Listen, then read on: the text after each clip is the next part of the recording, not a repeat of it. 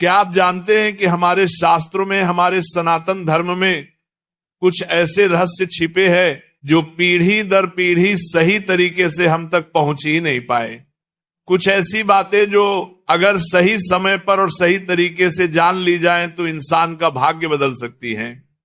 आज मैं आपको एक ऐसी ही गुप्त बात बताने जा रहा हूं, एक ऐसा रहस्य जो आपके जीवन से कंगाली और दरिद्रता को हमेशा के लिए मिटा सकता है। यह रहस्य जुड़ा है एक विधवा स्त्री से, एक ऐसा इंसान जिसे समाज अक्सर दया और कभी कभी उपेक्षा की नजर से देखता है। लेकिन हमारे पूर्वज, हमारे ऋषि मुनि ये जानते थे कि एक विधवा स्त्री के भीतर एक ऐसी शक्ति छिपी होती है जो किसी वरदान से कम नहीं। आज हम जानेंगे कि किसी भी विधवा स्त्री से बिना उसे बताए चुपके से बस एक छोटी सी चीज कैसे मांग लेनी है, और अगर आपने ये कर लिया तो यकीन मानिए आपके जीवन में धन की ऐसी वर्षा होगी जिसकी आपने कभी कल्पना भी नहीं की होगी।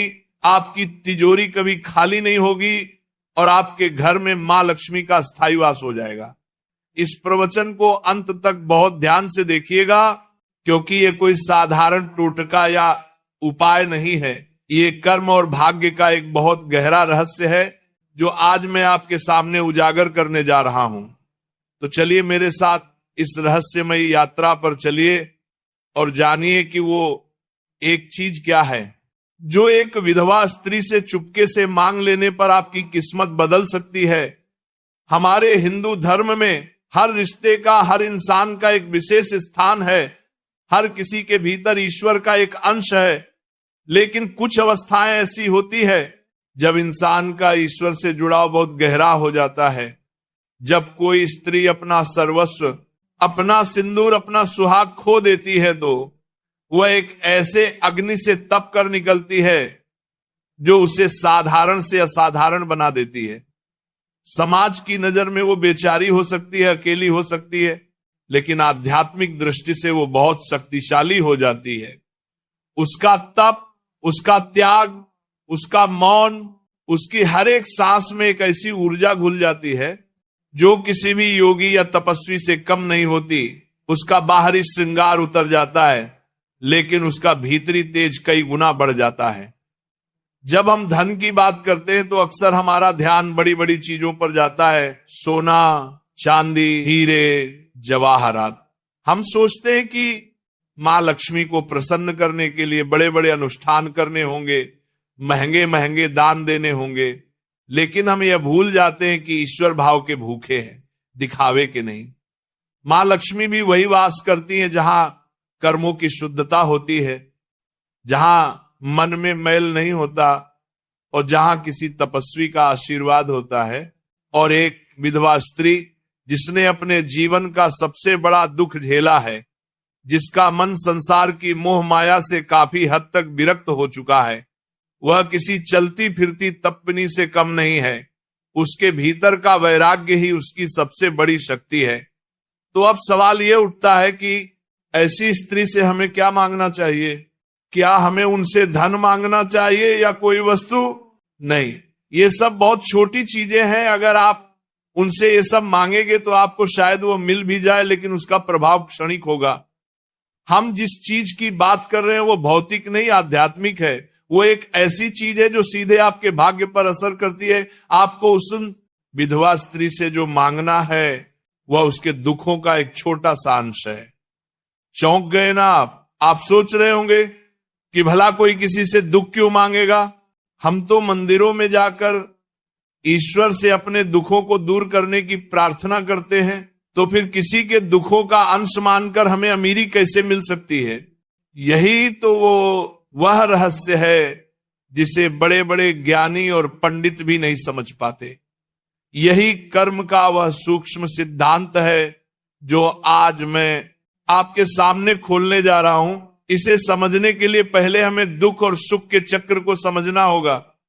हर इंसान अपने प्रारब्ध, अपने पिछले जन्मों के कर्मों का फल इस जीवन में भोगता है। गरीबी, बीमारी, अपमान, ये सब हमारे ही किसी बुरे कर्म का नतीजा होते हैं जब कोई स्त्री अपने पति को खोती है तो ये उसके जीवन की सबसे बड़ी परीक्षाओं में से एक होती है। ये एक ऐसा दुख है जो उसके कई जन्मों के बुरे कर्मों को एक साथ जलाकर भस्म कर देता है। वह दुख की आग में तप कर कुंदन बन जाती है। उसका हर आंसू, उसकी हर आह उसके कर्मों की मैल को धो देती है। इस प्रक्रिया में वो स्त्री आध्यात्मिक रूप से इतनी पवित्र और शक्तिशाली हो जाती है कि उसकी प्रार्थना में, उसके आशीर्वाद में और यहां तक कि उसके श्राप में भी बहुत बल आ जाता है। इसीलिए कहा जाता है कि किसी विधवा को कभी सताना नहीं चाहिए। उसका दिल दुखाने का मतलब है सीधे सीधे अपने दुर्भाग्य को निमंत्रण देना। अब आते हैं उस रहस्य पर कि उसका दुख मांगने से आपका भाग्य कैसे चमकेगा। जब आप सच्चे मन से पूरी करुणा और निस्वार्थ भाव से किसी विधवा स्त्री के पास जाकर मन ही मन ये प्रार्थना करते हैं कि हे माँ, आप जिस पीड़ा से गुजर रही हैं उसका एक छोटा सा कण मुझे दे दीजिए ताकि आपका बोझ कुछ हल्का हो जाए, तो आप वास्तव में दुख नहीं मांग रहे होते। आप ब्रह्मांड को एक बहुत शक्तिशाली संदेश भेज रहे होते हैं। आप ये दिखा रहे होते हैं कि आपके मन में इतनी करुणा है, इतनी मानवता है कि आप किसी दूसरे के दुख को कम करने के लिए खुद कष्ट उठाने को तैयार हैं। ये स्वार्थ से परमार्थ की ओर एक बहुत बड़ी छलांग है। और जिस क्षण आपके मन में ये भाव आता है उसी क्षण आपके भाग्य के बंद दरवाजे खुलने लगते हैं। क्यों? क्योंकि गरीबी और कंगाली केवल धन की कमी का नाम नहीं है।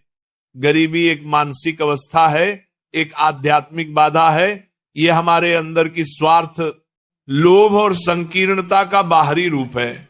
जब हम केवल अपने लिए मांगते हैं, अपनी सुख सुविधाओं के लिए प्रार्थना करते हैं, तो हम उस संकीर्णता के दायरे में ही बंधे रहते हैं।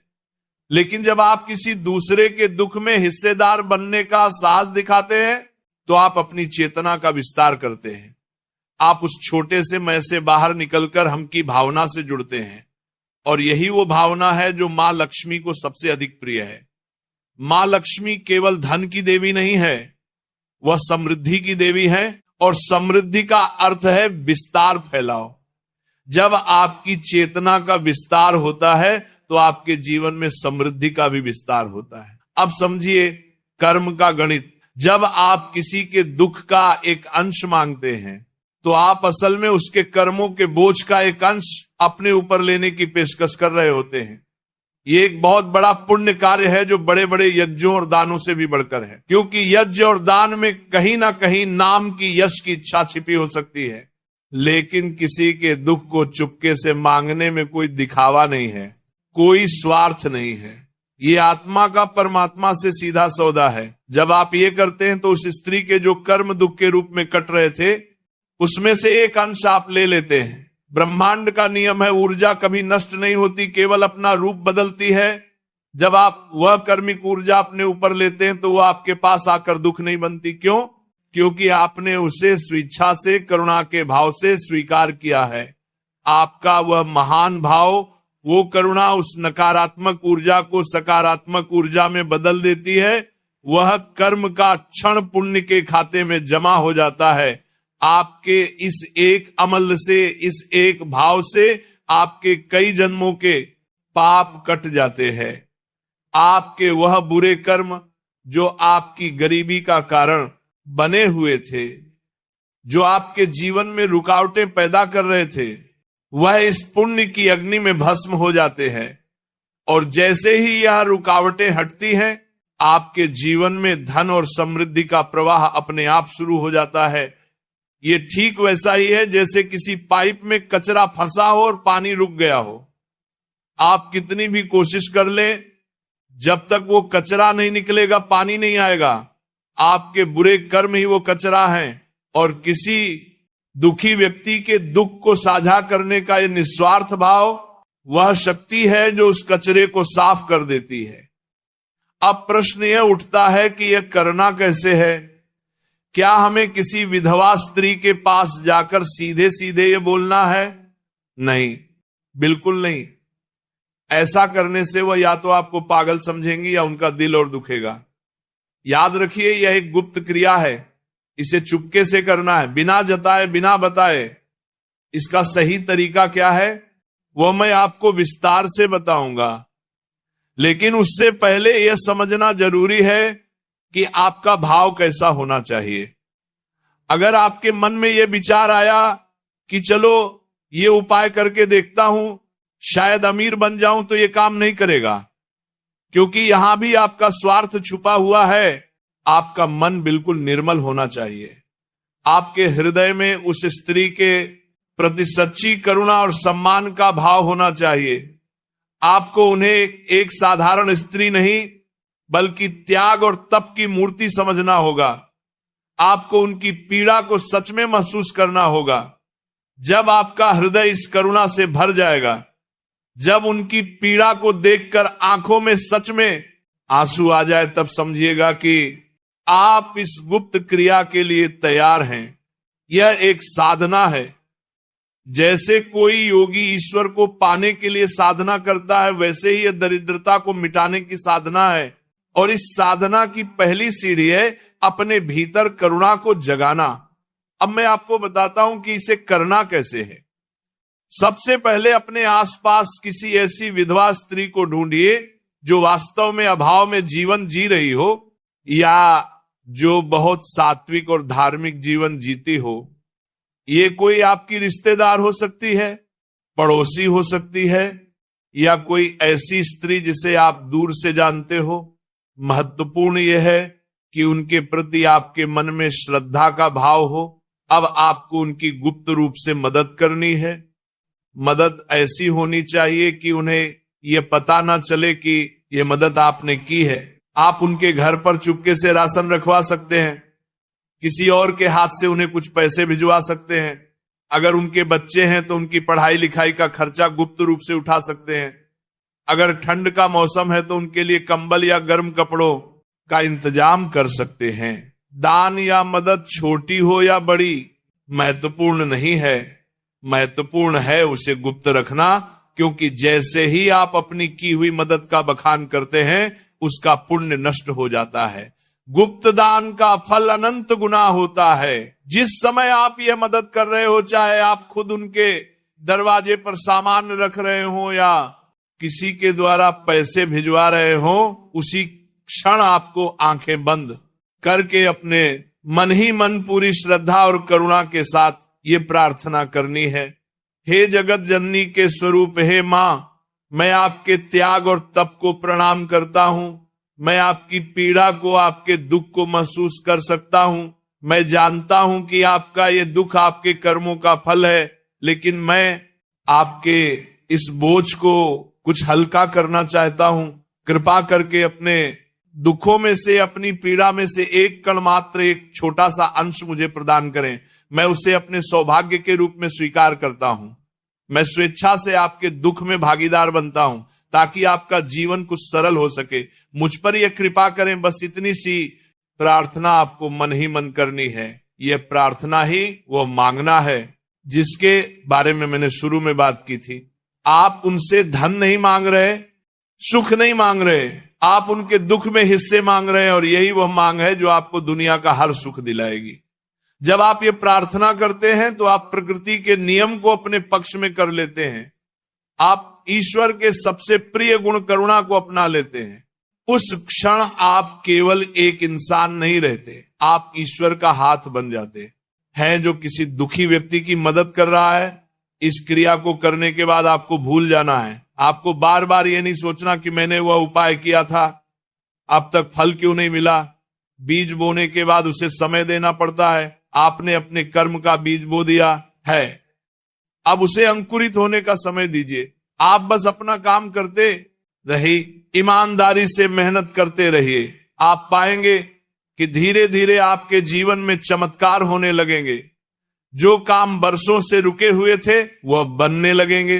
धन आने के नए नए रास्ते खुलने लगेंगे। अगर आप पर कोई कर्ज है तो वह उतरने लगेगा। घर में क्लेश रहता था तो शांति आने लगेगी। आपको खुद महसूस होगा कि कोई अदृश्य शक्ति आपकी मदद कर रही है। यह उस विधवा स्त्री का आशीर्वाद नहीं है जिसे शायद पता भी नहीं कि आपने क्या किया है। यह उस पुण्य का फल है जो आपने किसी के दुख को साझा करने की इच्छा करके कमाया है। ये उस परम पिता परमेश्वर का आशीर्वाद है जो आपके निस्वार्थ भाव से प्रसन्न हुए हैं। याद रखिए, यह कोई जादू की छड़ी नहीं है कि आज किया और कल आप करोड़पति बन गए। यह कर्म के सिद्धांत पर काम करता है। आपके कर्म जितने शुद्ध होंगे, आपका भाव जितना निर्मल होगा, फल उतनी ही जल्दी और उतना ही बड़ा मिलेगा। इस क्रिया को जीवन में कम से कम एक बार पूरी श्रद्धा से जरूर करना चाहिए, और अगर आप सक्षम हैं तो इसे अपनी आदत बना लीजिए। जब भी आपको अवसर मिले, किसी जरूरतमंद विधवा की गुप्त रूप से मदद करें और मन ही मन यह प्रार्थना दोहराएं, आप जितना ज्यादा दूसरों के दुखों का बोझ हल्का करने की कोशिश करेंगे, आपका अपना जीवन उतना ही सुख और समृद्धि से भरता चला जाएगा। यह सनातन धर्म का बहुत गहरा और गूढ़ ज्ञान है। हमारे ऋषि मुनियों ने हमें दान का महत्व समझाया, लेकिन उन्होंने यह भी बताया कि सबसे बड़ा दान वो है जो गुप्त रूप से, बिना किसी अपेक्षा के, किसी दुखी व्यक्ति के दुख को कम करने के भाव से किया जाए। जब आप किसी विधवा स्त्री से उसके दुख का एक कण मांगते हैं तो आप उसे यह एहसास कराते हैं कि वह अकेली नहीं है। आपकी ये मौन प्रार्थना, यह गुप्त मदद उस तक एक सकारात्मक ऊर्जा के रूप में पहुंचती है। भले ही उसे यह ना पता हो कि ये कौन कर रहा है, लेकिन उसे यह महसूस होता है कि ईश्वर उसके साथ है। और जब किसी तपस्वी हृदय से आपके लिए ऐसी दुआ निकलती है तो उसे फलीभूत होने से कोई नहीं रोक सकता। तो अगली बार जब आप किसी विधवा स्त्री को देखें तो उन्हें दया की नजर से मत देखिएगा, उन्हें सम्मान की नजर से देखिएगा। उन्हें एक तपस्विनी के रूप में देखिएगा जिसके पास आध्यात्मिक शक्तियों का भंडार है। और यदि आपके मन में सच्ची करुणा जागे तो चुपके से उनकी मदद करके उनके दुख का एक कण जरूर मांग लीजिएगा। यह एक कण आपके जीवन से कंगाली के पहाड़ को हमेशा के लिए हटा देगा और आपके जीवन को सुख, शांति और समृद्धि से भर देगा। ये ज्ञान साधारण नहीं है। इसे अपने जीवन में उतारने का प्रयास करें। कर्म पर विश्वास रखें, भाव की शुद्धता पर विश्वास रखें, फिर देखिए आपका जीवन कैसे बदलता है। मुझे उम्मीद है कि आज मैंने आपको जो रहस्य बताया है वह आपके जीवन में एक सकारात्मक बदलाव लेकर आएगा। ये जानकारी आपको किसी किताब में शायद ना मिले, क्योंकि यह अनुभव और श्रद्धा का विषय है। तो भक्तों, इसी के साथ ये कथा समाप्त होती